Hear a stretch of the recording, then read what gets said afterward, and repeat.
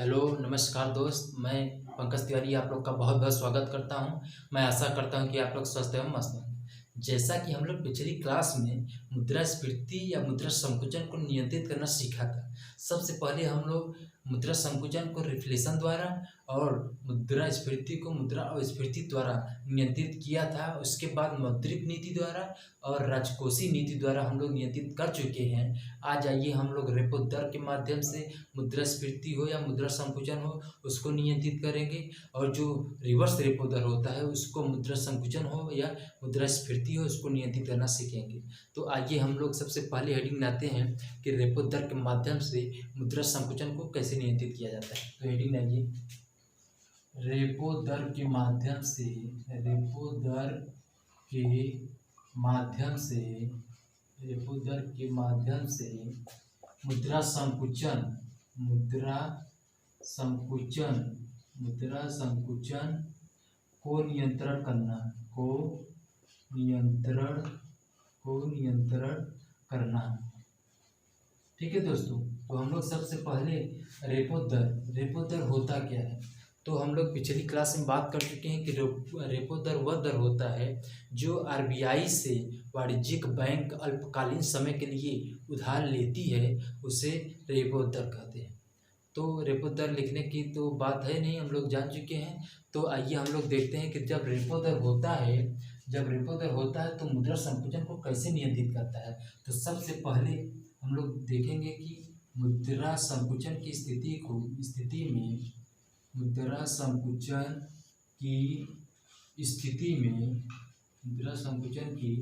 स्थिति में आरबीआई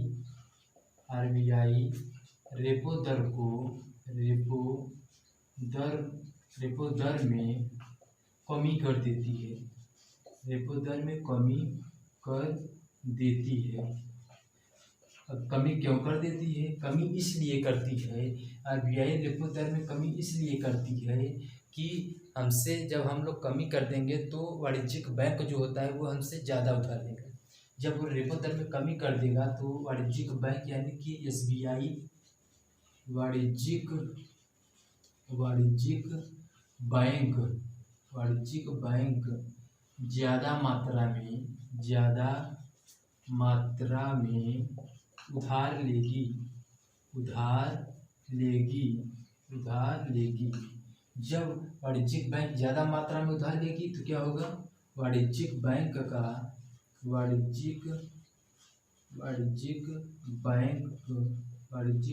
में उधार देने की क्षमता में वृद्धि होगी। उधार देने की क्षमता में वृद्धि होगी। जब उधार देने की क्षमता में वृद्धि होगी, जब हमारे पास पैसा ज़्यादा होगा तभी तो हम दूसरे को पैसा देंगे, तभी तो हम दूसरे को उधार देंगे। जब वाणिज्यिक बैंक में उधार देने की क्षमता में वृद्धि हो जाती है तो क्या होता है? बाजार में मुद्रा की पूर्ति बढ़ जाती है। मुद्रा की पूर्ति क्या होती है? बढ़ जाती है। जब मुद्रा की पूर्ति बढ़ जाएगी तो क्या होगा? क्रय शक्ति में भी वृद्धि हो जाएगी। क्रय शक्ति में वृद्धि हो जाती है। जब क्रय शक्ति में वृद्धि हो जाएगी यानी कि खरीदने की क्षमता में वृद्धि हो जाएगी तो मांग में भी वृद्धि हो जाएगी। तो क्या होगा? मांग में भी वृद्धि हो जाएगी। जब मांग में वृद्धि हो जाएगी तो क्या होगा? मांग में वृद्धि हो जाएगी तो क्या होगा? कीमत में भी वृद्धि हो जाएगी। जब कीमत में वृद्धि हो गई तो क्या हुआ? डिफ्लेशन। रेपो दर के माध्यम से, रेपो दर के द्वारा नियंत्रण हो गया। क्या हो गया? नियंत्रण हो जाता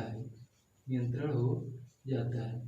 तो हम लोग देखते हैं एक बार कि रेपो दर के माध्यम से मुद्रा संकुचन यानी कि सस्ताई जब होती है तो उसको नियंत्रण करना है, यानी कि समान कीमत स्तर पर ले आना है, तो उसको कैसे अर्थव्यवस्था में नियंत्रित करेंगे। तो हम लोग देखेंगे कि मुद्रा संकुचन यानी कि सस्ताई जब होती है तो उस समय रेपो दर में कमी कर देती है, आरबीआई रेपो दर में कमी कर देगी, जिसके कारण वाणिज्यिक बैंक जो होता है ज़्यादा मात्रा में उधार देगी। तब क्या होगा, ज़्यादा मात्रा में उधार लेगी। किससे लेगी, आरबीआई से लेगी। जब ज़्यादा मात्रा में उधार लिया तो वाणिज्यिक बैंक को उधार देने की क्षमता में वृद्धि हो गई। तो क्या हुआ, उधार देने की क्षमता में वृद्धि हो गई। तो क्या हुआ, वृद्धि हो गई। जब ज़्यादा उधार देने की क्षमता में वृद्धि हो जाती है तो बाजार में मुद्रा की पूर्ति बढ़ जाती है। तो क्या होगा, जब हमारे पास पैसा ज़्यादा रहेगा तभी तो दूसरों को हम बाजार में पैसा देंगे, तो मुद्रा की पूर्ति में वृद्धि हो जाएगी। जब मुद्रा की पूर्ति में वृद्धि हुई तो क्या हुआ, क्रय शक्ति में भी वृद्धि हो गई। जब क्रय शक्ति में वृद्धि हुआ तो मांग में भी वृद्धि हो गया। जब मांग में वृद्धि हुआ तो क्या होगा, कीमत में भी वृद्धि हो गया। याद कीजिए, जब मांग का नियम आप लोग को पढ़ाए थे तो उसमें पैसा जब बढ़ता था तो मांग घट जाता था, और जब पैसा घटता था तो मांग बढ़ जाता था। वैसे ही सेम प्रोसेस यहाँ पे भी है कि जब मुद्रा की पूर्ति बढ़ी तो क्रय शक्ति में भी वृद्धि हो गई और मांग में भी वृद्धि हो गई और कीमत में वृद्धि हो गई। तो इससे क्या हुआ, डिफ्लेशन यानी कि मुद्रा संकुचन रेपो दर के माध्यम से, रेपो दर के द्वारा नियंत्रण हो गया। ठीक है दोस्तों, तो अब आइए हम लोग देखते हैं कि रेपो दर के माध्यम से मुद्रा, यहाँ तो संकुचन है, अब हम लोगों को देखना है कि मुद्रास्फीति को नियंत्रण करना है। तो आप लोग देखिए, मुद्रा रेपो दर के माध्यम से मुद्रास्फीति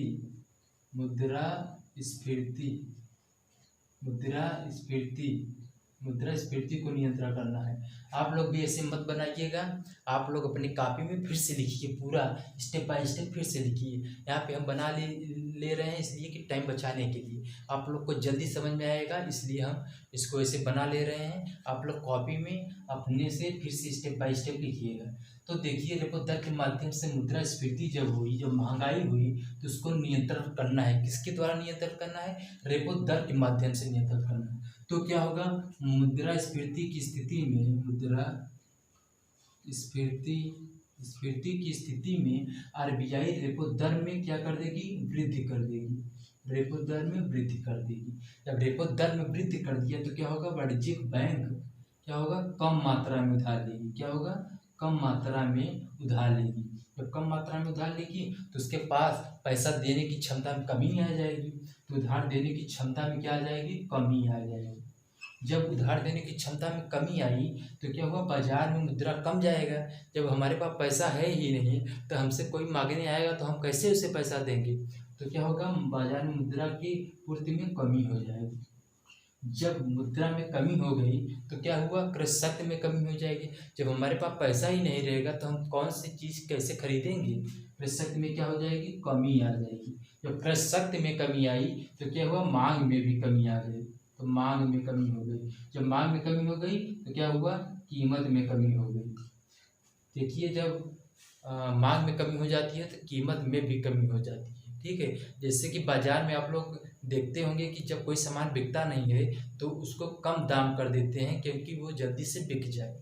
ठीक है दोस्तों, तो क्या हुआ, क्या हुआ, मुद्रास्फीति क्या हुआ, मांग कीमत में भी क्या हुआ, कीमत में भी कमी हो गई, जिसके कारण इन्फ्लेशन रेपो दर के द्वारा, इन्फ्लेशन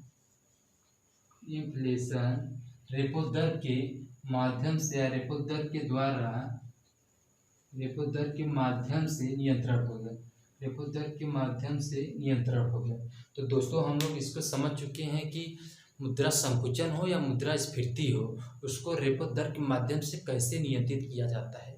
तो हम लोग सब समझ चुके हैं। अब आइए हम लोग समझते हैं कि रिवर्स रेपो दर के माध्यम से मुद्रा संकुचन हो या मुद्रास्फीति हो, उसको कैसे आरबीआई या सरकार नियंत्रित करती है। तो ठीक है, आप लोग रिवर्स रेपो दर देखिए। रिवर्स रेपो दर के माध्यम से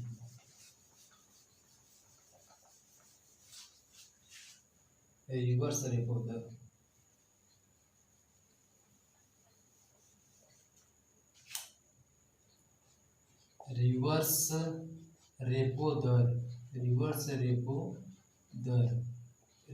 रेपो दर के माध्यम से मुद्रास्फीति को नियंत्रण करना। सबसे पहले हम देखते हैं कि रिवर्स रेपो दर होता क्या है।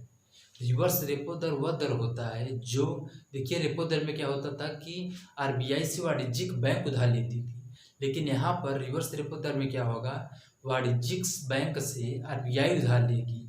क्योंकि जब अर्थव्यवस्था में पैसा की पूर्ति बहुत ज़्यादा हो जाती है तो वो पैसा वाणिज्यिक बैंक से ही खींचती है, तभी तो सामान्य कीमत स्तर पर मूल्य पहुंचता है। तो देखिए यहाँ पे क्या होगा, रिवर्स रेपो दर होता क्या है। तो रिवर्स रेपो दर वह दर होता है जो वाणिज्यिक बैंक आरबीआई को उधार देती है, उसे रिवर्स रेपो दर कहते हैं। ठीक है दोस्तों, तो परिभाषा इसकी आइए लिख लेते हैं। परिभाषा क्या होगा इसका, वाणिज्यिक बैंक से वाणिज्यिक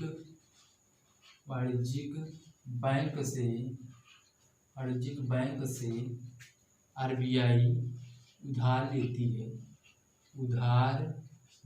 है ठीक है दोस्तों। तो उधार लेती है तो क्या कहलाता है, उधार लेती है तो उसे रिवर्स रेपो दर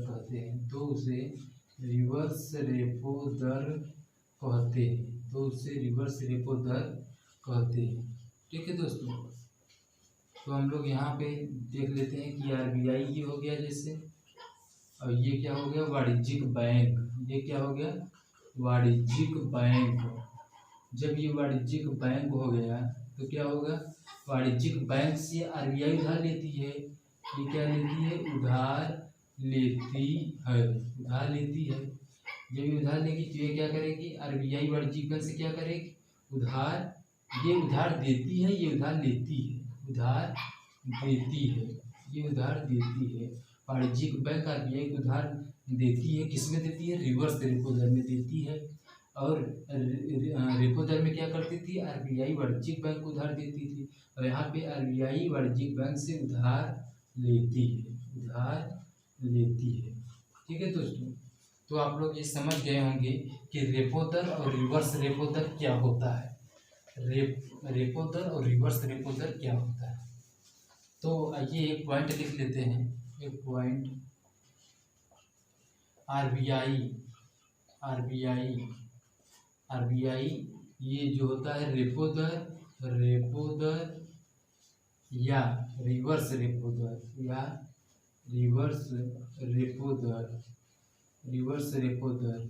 का निर्धारण कौन करता है, कौन करता है, आरबीआई करता है। रेपो दर या रिवर्स रेपो दर का निर्धारण कौन करता है, ये एग्जाम में आया हुआ क्वेश्चन है, इसलिए आपको पॉइंट में बता दिया गया कि आरबीआई रेपो दर या रिवर्स रेपो दर का निर्धारण कौन करता है, आरबीआई करता है। ठीक है, तो आइए अब हम लोग समझते हैं कि रेपो दर के माध्यम से मुद्रास्फीति को कैसे नियंत्रित किया जाता है। तो सबसे पहले देखेंगे कि मुद्रास्फीति की स्थिति में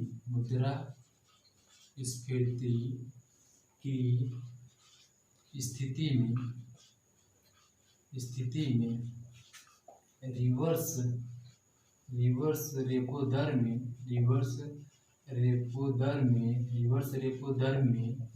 क्या होगा, रिवर्स रेपो दर में वृद्धि कर दिया जाएगा, वृद्धि हो जाता है। वृद्धि क्यों किया जाता है रिवर्स रेपो दर में, क्योंकि मुद्रास्फीति को नियंत्रण करना है, इसलिए वृद्धि कर देगा। तो इससे क्या होगा, वाणिज्यिक बैंक उधार देती है, तो जब ये वृद्धि हो जाएगा तो इससे क्या होगा, वाणिज्यिक बैंक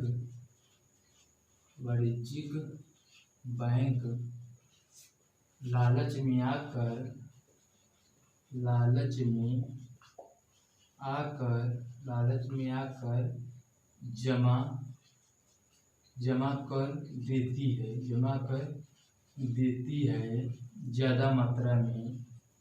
ज़्यादा मात्रा में पैसा की। ठीक है दोस्तों, तो इसको आप लोग नोट कीजिए कि ज़्यादा मात्रा में पैसा को ये जमा कर देती है। ठीक है दोस्तों,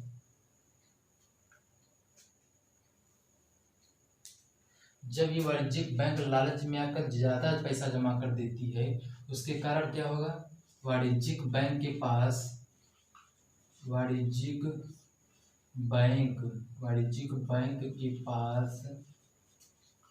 उधार देने की क्षमता में कमी आ जाती है। उधार देने की क्षमता में कमी आ जाती है। जब उधार देने की क्षमता में कमी आ जाएगी तो क्या होगा, बाजार में मुद्रा की पूर्ति में क्या होगा, कमी आ जाएगी। जब मुद्रा की पूर्ति में कमी आ जाएगी तो क्या होगा, क्रय शक्ति में भी कमी आ जाएगी, यानी कि क्रय शक्ति में भी कमी आ जाएगी, खरीदने की क्षमता में भी कमी आ जाएगी। जब खरीदने की क्षमता में कमी आ जाएगी तो क्या होगा, मांग में भी कमी आ जाएगी, तो मांग में कमी आई तो क्या हुआ, कीमत में कमी आ गई।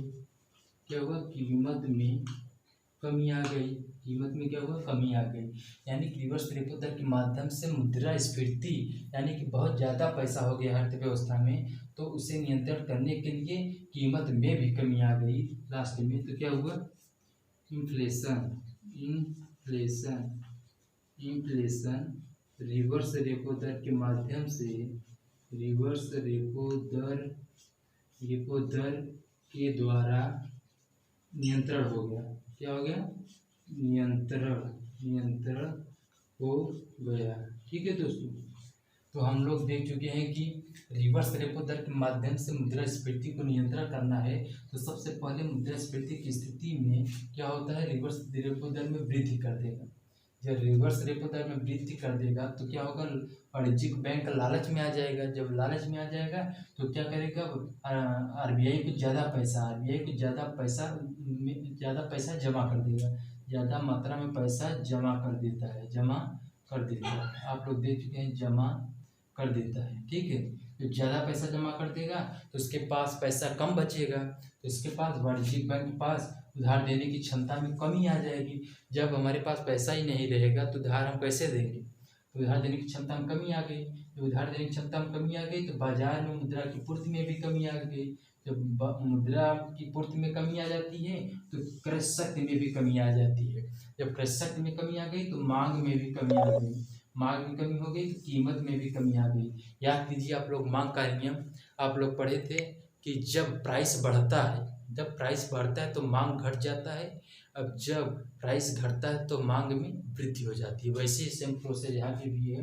तो यहाँ क्या हुआ, इन्फ्लेशन को रिवर्स रेपो दर के द्वारा नियंत्रण कर लिया गया। अब आइए हम लोग समझते हैं कि रिवर्स रेपो दर के माध्यम से मुद्रा संकुचन को कैसे नियंत्रित किया जाता है। तो आप लोग लिखिए, मुद्रा संकुचन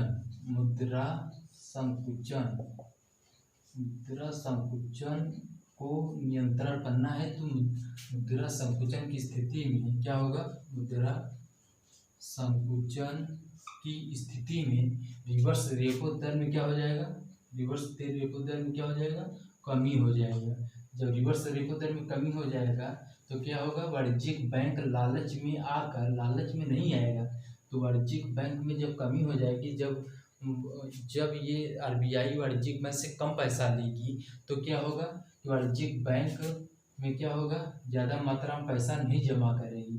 वाणिज्यिक बैंक लालच में नहीं आएगी। जब उससे पैसा नहीं लिया जाएगा तो नहीं आएगी। तब क्या होगा, नहीं आएगी तो ज़्यादा मात्रा में पैसा यानी कि कम मात्रा में पैसा दिया जाएगा। तो कम मात्रा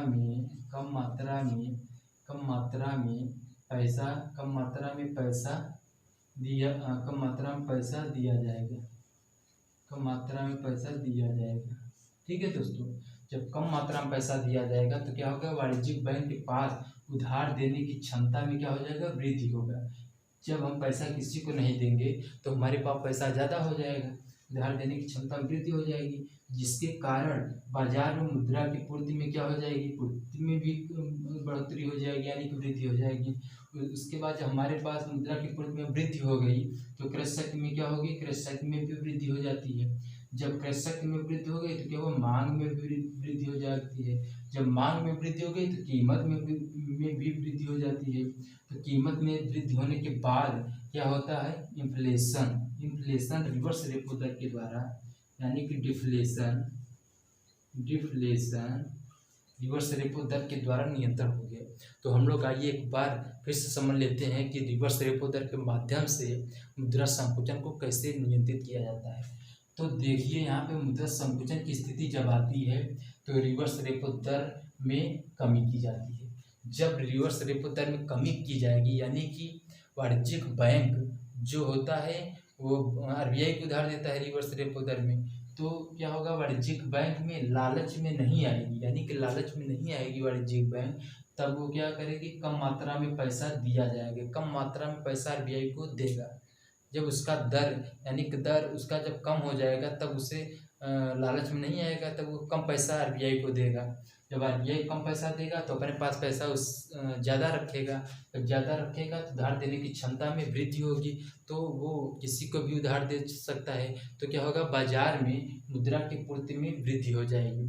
जब बाजार में मुद्रा की पूर्ति हो जाएगी तो क्रय शक्ति में भी वृद्धि हो जाएगी। जब क्रय शक्ति में वृद्धि होगी तो मांग में वृद्धि हो जाएगी। जब मांग में वृद्धि हो जाती है तो कीमत में वृद्धि हो जाती है, जिसके कारण डिफ्लेशन यानी कि मुद्रा संकुचन, बहुत सस्ता हो गई थी चीज़ें और वस्तुएं एवं सेवाएं, तो यहाँ पे क्या हुआ, डिफ्लेशन यानी कि मुद्रा संकुचन रिवर्स रेपो दर के द्वारा नियंत्रण कर लिया गया।